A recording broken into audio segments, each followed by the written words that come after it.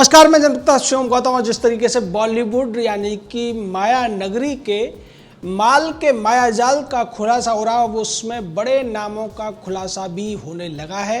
रिया चक्रवर्ती के मार्फत दीपिका पादुकोण का नाम आया था, लेकिन अब ये पूरा का पूरा मामला पूरी तरह खुलता हुआ नजर आ रहा है और धर्मा प्रोडक्शन पर इसकी जो आंच है वो पूरी तरीके से आ चुकी है। धर्मा प्रोडक्शन के दो डायरेक्टर और प्रोड्यूसर्स को एनसीबी ने जांच के लिए उठा लिया है। क्षितिज प्रसाद, जो कि करण जौहर का खासम खास है, उसने 5 बड़े नाम खोले हैं और इसकी वजह यह है कि क्षितिज प्रसाद के घर पर एनसीबी ने छापामारी की थी और उस छापामारी में बड़ी मात्रा में चरस, गांजा और दूसरे जो ऐसे ही पदार्थ हैं उनकी बरामदगी हुई है, जो सीधे तौर पर अब क्षितिज प्रसाद को जेल जाने के लिए काफ़ी है। लेकिन क्षितिज प्रसाद ने यह भी बताया है कि उसके पीछे कौन है, वो किसके लिए काम करता है। और ऐसा लगता है कि जिस तरीके से Kwan talent management company drugs की सप्लाई का काम करती थी, उसी तरीके से धर्मा प्रोडक्शन की आड़ में भी ड्रग्स का बड़ा कारोबार चल रहा था। क्योंकि क्षितिज प्रसाद करण जौहर का दाहिना हाथ माना जाता है, उसका खासम खास माना जाता है और उसके घर से इतनी बड़ी मात्रा में ड्रग्स की बरामदगी होना सीधे तौर पर करण जौहर के लिए जेल जाने का रास्ता तय करती हुई दिख रही है। इससे पहले करण जौहर का पूर्व सहयोगी रह चुका अनुभव चोपड़ा भी एनसीबी ने पूछताछ के लिए बुलाया था और उसने भी तमाम राज खोले थे। उसके बाद क्षितिज के घर पर छापेमारी की गई और क्षितिज को घर से उठा लिया गया एनसीबी के द्वारा। निश्चित तौर पर अब क्षितिज के राज खोलने के बाद में जो नाम अपने आप को छुपाते हुए फिर रहे थे, जो बड़े बड़े अपने आप को बॉलीवुड का हीरो कहने वाले लोग छिपते और बचते हुए फिर रहे थे, अब उन सभी तक एनसीबी की जांच पहुंचती हुई दिखाई दे रही है। इस पूरे मामले में जो बड़ा खुलासा है वो ये है कि करण जौहर को एनसीबी का सम्मन जा रहा है और सम्मन जल्दी ही मिल जाएगा। करण जौहर पहले ही मंजिंदर सिंह सिरसा की शिकायत के माध्यम से करण जौहर दायरे में था और अब जिस तरीके से क्षितिज प्रसाद ने भी राज खोले हैं, उसके बाद करण जौहर का बचना पूरी तरह से मुश्किल नजर आ रहा है। करण जौहर के फंसने का मतलब है कि अब सारी बड़ी मछलियां, चाहे वो खान हो चाहे दूसरे लोग हों, उन तक धीरे धीरे करके ये जांच की सुई पहुंचेगी और उसके बाद उनके चेहरों से जो नकाब पड़े हुए हैं, वो जो काले कारोबार में लिप्त हैं, वो सारे के सारे राज सामने आएंगे। और साथ में इसके तार विदेशों से कहां तक फैले हुए हैं, चूंकि धर्मा प्रोडक्शन तमाम तरीके की बातें किया करता था और उसके साथ साथ अभी तक जो पता चला है कि ड्रग्स की जो खरीद फरोख्त में पाकिस्तान से लेकर दुबई तक जो सूत्र मिलते हुए नजर आ रहे हैं और उन्हीं सूत्रों के तहत जो अब तक 5 बड़े नाम खोल दिए गए हैं। इस मामले में एक बड़ा दिलचस्प वाकया याद आता है कि पहले बचपन में हम सुना करते थे कि कोई ऐसा खेल होता है जिसमें तीली से बहुत बड़ी एक कोई कृति बना दी जाती है और एक तीली खींचने से वो पूरी की पूरी कृति ढह जाती है। उसी तरीके से जैसे तिलिस्म को लेकर फिल्में या कहानियाँ आती थी कि उस तिलिस्म में अगर एक जगह बार कर दिया जाए तो वो तिलिस्मी किला पूरी तरह से ढह जाता था। ऐसा लगता है कि बॉलीवुड का ये जो तिलिस्मी संसार है उसमें अब वो चोट हो चुकी है और एक एक करके इस तिलिस्मी संसार के तमाम जो चेहरे हैं, तमाम जो नट हैं, तमाम जो नटियां हैं, वो सब की सब एक्सपोज होते हुए दिखाई दे रहे हैं और इस एक्सपोजर का फ़ायदा देश को ही होना है, क्योंकि बॉलीवुड ने इस देश को गुमराह करने में बहुत बड़ी भूमिका निभाई है। तमाम झूठ परोसे गए बॉलीवुड के माध्यम से, तमाम अंधविश्वास फैलाए गए, तमाम सोच बदल दी गई। भारतीय संस्कृति को इतना बड़ा नुकसान इस बॉलीवुड ने किया है कि अब इस बॉलीवुड का जो हश्र हो रहा है उसको लेकर किसी के मन में भी कोई दया नहीं है, कोई करुणा नहीं है। सभी लोग चाहते हैं कि इन लोगों के खिलाफ कड़ी से कड़ी कार्रवाई होनी चाहिए। जिस तरीके से सुशांत सिंह राजपूत की मौत के बाद में सबसे पहले जो लोगों के नाम आए थे उनमें करण जौहर भी था, महेश भट्ट भी था, उसमें रिया चक्रवर्ती भी थी और भी तमाम खान शान जैसे लोग थे, लेकिन उन लोगों तक जांच नहीं पहुंच पाई क्योंकि मुंबई पुलिस ने उन सभी को बचाने का काम किया था।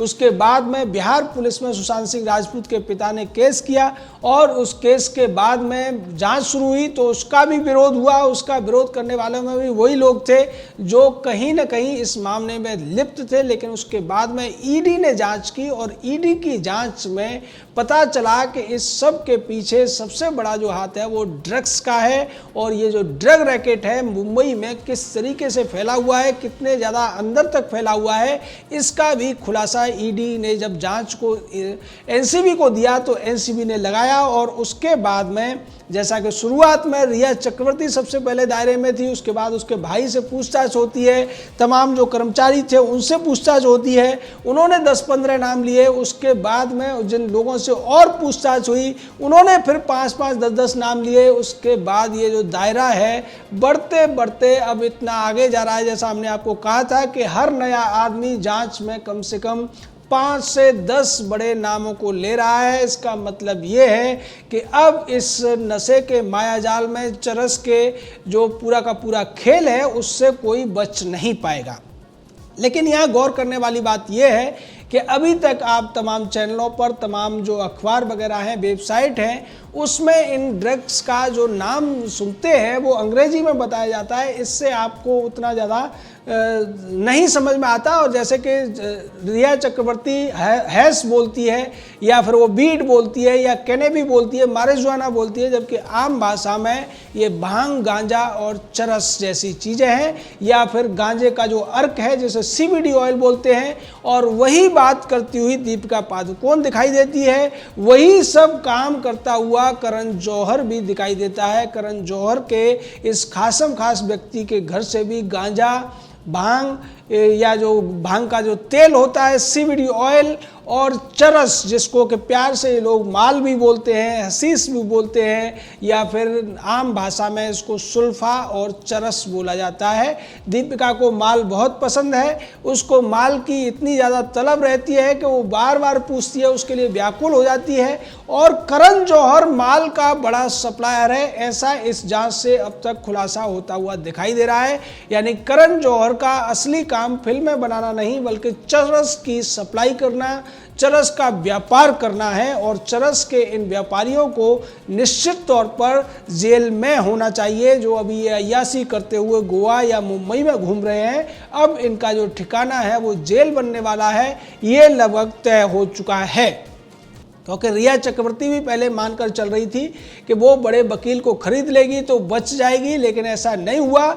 और उसके बाद में धीरे धीरे करके जो और भी नाम आए, उन सभी के ऊपर अब जेल जाने का खतरा मंडरा रहा है। और ऐसा लगता है कि भाई खाला जेल, जो कि रिया चक्रवर्ती का अभी अस्थाई घर बनी हुई है, उसी में दूसरी बड़ी हीरोइनें भी जाने वाली हैं। और जो दूसरी जेल है जिसमें रिया का भाई सौभिक चक्रवर्ती है, उसमें क्षितिज प्रसाद, अनुभव चोपड़ा या फिर दूसरे और जो नाम हैं, उनके साथ साथ करण जौहर भी वहाँ जाएगा और जेल में जाकर ये चरस के ऊपर फिर नई फिल्म बनाने की कोई स्क्रिप्ट लिखेगा या फिर उसके बारे में सोचेगा।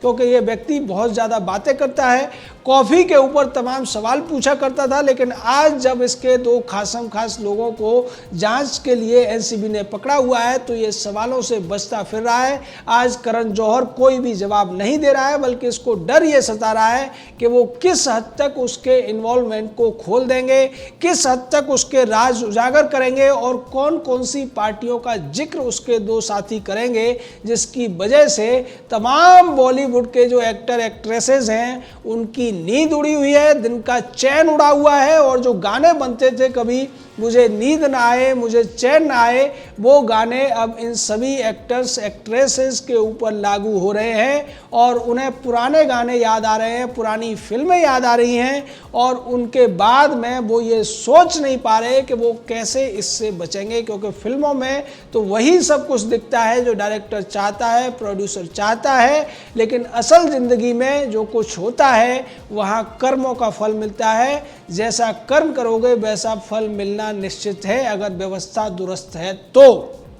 व्यवस्था में कमी है तो शायद ऐसा नहीं हो पाएगा, जैसा कि परवीन बॉबी के केस में हुआ था, दिव्या भारती के केस में हुआ था, जिया खान या फिर श्रीदेवी के केस में हुआ था। लेकिन अब जो व्यवस्थाएं हैं वो केंद्र से चल रही है और केंद्र की व्यवस्था पर लोगों का विश्वास है। उसी का नतीजा है कि अब धीरे धीरे करके जिस करण जौहर को लोग शुरू से अपराधी मानकर चल रहे थे, वो करण जौहर भी जेल जाने वाला है, इस बात की पुष्टि होती हुई दिखाई दे रही है। उसके दो खासम खास लोगों से पूछताछ जारी है। उन लोगों के पास से बड़ी मात्रा में प्रतिबंधित ड्रग्स यानी कि नशीले पदार्थ मिल चुके हैं और उसके बाद में ये भी वो लोग खुलासा कर रहे हैं कि इस ड्रग्स का कहां कहां सप्लाई होता था, कौन कौन लोग थे जिनको ये दिया जाता था।